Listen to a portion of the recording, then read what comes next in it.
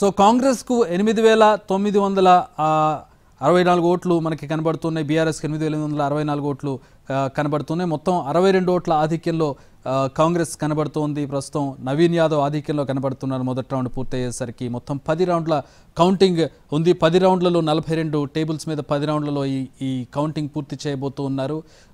చాలా కీలకమైనటువంటి సెగ్మెంట్. అలాగే నేతలందరూ కూడా చాలా కీన్గా అబ్జర్వ్ చేస్తున్నారు కాబట్టి, చాలా ప్రతిష్టాత్మకంగా తీసుకున్నారు కాబట్టి ఎన్నికల సంఘం కూడా చాలా కీన్గా అబ్జర్వ్ చేస్తూ, అంటే ఎక్కడ కూడా పొరపాటు జరగకుండా ఉండే విధంగా, కొంచెం లేట్ అయినా పర్వాలేదు, పొరపాటు జరగకుండా ఉండే విధంగా రిజల్ట్స్ అనౌన్స్ చేయాలని కొంచెం ఆచితూచి రిజల్ట్స్ అనౌన్స్ చేస్తుంది. అధికారికంగా కొంచెం టైం తీసుకుంటుంది ఎన్నికల సంఘం. మనకి మా టీం మొత్తం కూడా ప్రస్తుతం కోట్ల విజయభాస్కర్ రెడ్డి ఇండోర్ స్టేడియం దగ్గర ఉన్నారు. ఎక్కడైతే లెక్కింపు జరుగుతుంది యూసుఫ్గూడలో.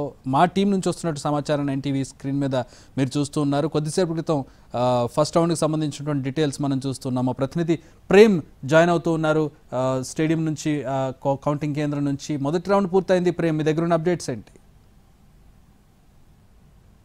Thank you Chakri. అంటే మనం ఉదయం నుంచి అనుకుంటున్నట్టుగానే అటు ఉత్కంఠభరితంగా ఈ యొక్క ఎన్నికల కౌంటింగ్ ప్రక్రియ కూడా కొనసాగుతుంది. అటు ముఖ్యంగా ఏదైతే షేక్పేటకు సంబంధించినటువంటి డివిజన్ లో ఉన్నటువంటి మొదటి 42 ఈవీఎంలకు సంబంధించినటువంటి ఓట్ల లెక్కింపు ప్రక్రియ కూడా ఇప్పటికే పూర్తయినట్టుగా కూడా తెలుస్తుంది. అయితే ఈ నేపథ్యంలోనే ముందుగా మనం అందరూ ఎక్స్పెక్ట్ చేసిన విధంగా కూడా అటు కాంగ్రెస్ పార్టీకి ఎక్కువ ఓట్ల మెజారిటీ వచ్చేటువంటి అవకాశం ఉంటుందనేటువంటి విషయం కూడా అటు చక్కర్లు కొట్టినటువంటి పరిస్థితి కనిపిస్తుంది. అంటే ముఖ్యంగా అటు షేక్పేట అనగానే అటు ఎంఐఎం సంబంధించినటువంటి ఓటర్లు కూడా ఎక్కువ ఉన్నటువంటి నేపథ్యంలో అటు కాంగ్రెస్ పార్టీకి ఎంఐఎం మద్దతు ఇచ్చినటువంటి నేపథ్యంలో కూడా ఈ యొక్క కాంగ్రెస్ పార్టీకి ఎక్కువ మెజారిటీ వచ్చేటటువంటి అవకాశం కూడా ఉండబోతున్నటువంటి అంచనాలు కూడా వేసినటువంటి పరిస్థితి కూడా ఉండేది. ఈ నేపథ్యంలోనే ప్రస్తుతం అంటే ఇంకా అఫీషియల్ గా అనౌన్స్ చేయనప్పటికీ మనకున్నటువంటి అంతర్గత ఇన్ఫర్మేషన్ ప్రకారం కూడా ఇప్పటికే మొదటి రౌండ్ కూడా పూర్తయినట్టుగా తెలుస్తుంది. అందులో ముఖ్యంగా కాంగ్రెస్ పార్టీకి 8926 ఓట్లు పోలైనట్టుగా కూడా ప్రస్తుతం మనకి ఇన్ఫర్మేషన్ ద్వారా కూడా తెలిసినటువంటి పరిస్థితి. అలాగే బీఆర్ఎస్ కూడా వారి యొక్క సిట్టింగ్ స్థానానికి పోటీ చేసినటువంటి బీఆర్ఎస్ పార్టీకి కూడా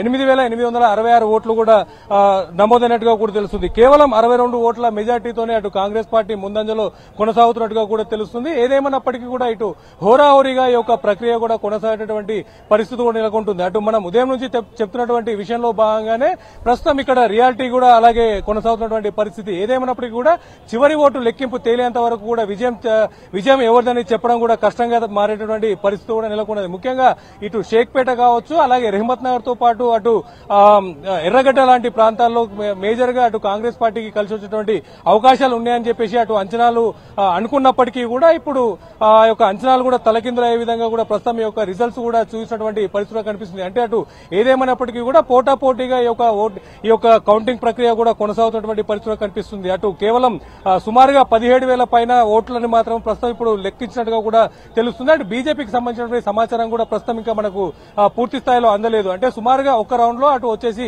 21,000 ఓట్లను కూడా లెక్కిస్తున్నటువంటి పరిస్థితి కనిపిస్తుంది. అంటే ప్రస్తుతం మనం చూసుకున్నట్టయితే ఇప్పుడు ఇందులో భాగంగానే అటు కేవలం మనకు 17,000 పైచిలకు ఓట్లు మాత్రమే ప్రస్తుతం ఇటు కాంగ్రెస్ కావచ్చు, బీఆర్ఎస్ సంబంధించినటువంటి ఓట్ల లెక్క కూడా తేలింది. కాబట్టి మిగతా ఓట్లు అటు నోటాకు పోవచ్చు, లేదంటే ఎంతో కొంత అందులో బీజేపీ కూడా వచ్చేటువంటి అవకాశం ఉన్నటువంటి నేపథ్యంలో కూడా బీజేపీ కూడా థర్డ్ లీడ్ లో కూడా కొనసాగేటువంటి పరిస్థితి కూడా ఉందని కూడా మనం చెప్పుకోవచ్చు. అటు ముఖ్యంగా ఈ యొక్క ఏజెంట్ల ద్వారా అలాగే ఏజెంట్ల సమక్షంలో పాటు కూడా అటు అభ్యర్థులు కూడా ఈ యొక్క కౌంటింగ్ ప్రక్రియను కూడా ప్రత్యక్షంగా వీక్షిస్తున్నటువంటి పరిస్థితి కూడా కనిపిస్తుంది. అటు ముఖ్యంగా ఏదేమైనటువంటి ఈ యొక్క రిజల్ట్ ప్రకటించే ముందు 1-2 సార్లు కూడా పూర్తిగా చెక్ చేసిన తర్వాతనే అఫీషియల్ గా విడుదల చేసినటువంటి నేపథ్యంలో కూడా కాస్త అఫీషియల్ గా అనౌన్స్ చేసినటువంటి సందర్భం కూడా కాస్త లేట్ అయ్యేటటువంటి పరిస్థితి కూడా ఉంది. ఈ నేపథ్యంలోనే అటు ప్రస్తుతానికైతే ఇప్పుడు వచ్చినటువంటి రిజల్ట్ ఆధారంగా కూడా కాంగ్రెస్ పార్టీ